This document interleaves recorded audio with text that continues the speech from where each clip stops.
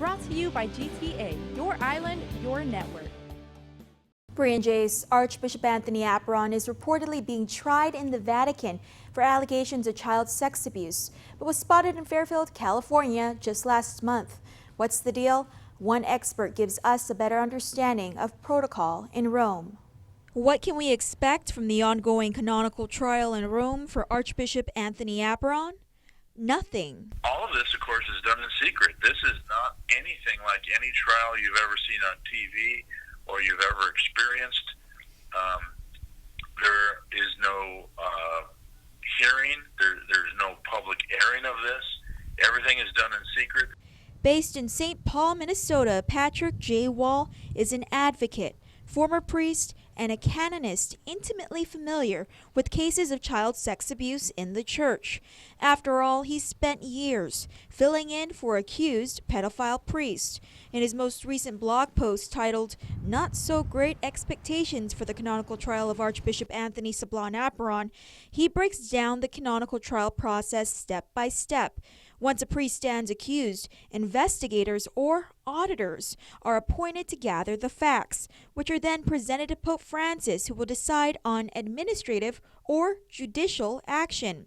Administrative action may result in Apuron being ordered to a life of prayer and penance in a Capuchin monastery far from Guam, where he would continue as a bishop, priest, and Capuchin.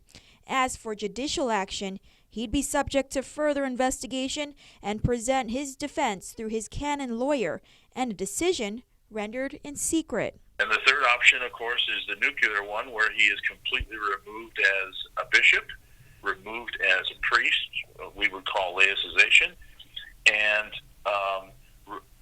removed from his Capuchin Franciscan order. So completely taken down and stripped of everything. Concerned Catholics of Guam President Dave Sablon is praying for the latter. In fact, they're calling it a de-Apuronization. What that means is that we want everything related to Archbishop Anthony Apuron removed from the Archdiocese. His pictures on the walls of all the school offices, in the chancery, in the parish halls, in the parish offices. We want all his pictures removed. We want, the KOLG radio station to stop playing all of his songs and his music.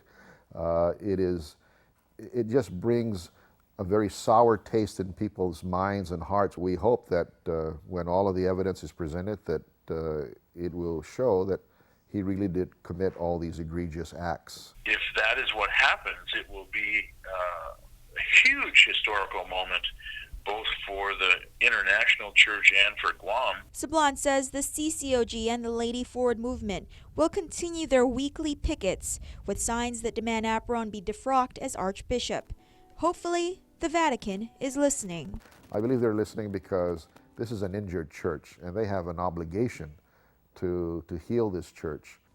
Brian Jace, the canonical process has no time limit. When Pope Francis renders his decision, it'll all be in secret and served on Apuron through the Papal Nuncio and through the local bishop where Apuron is living. In this case, Fairfield, California, where KUAM has confirmed Apuron is registered to vote. Back to you. Brought to you by GTA, your island, your network.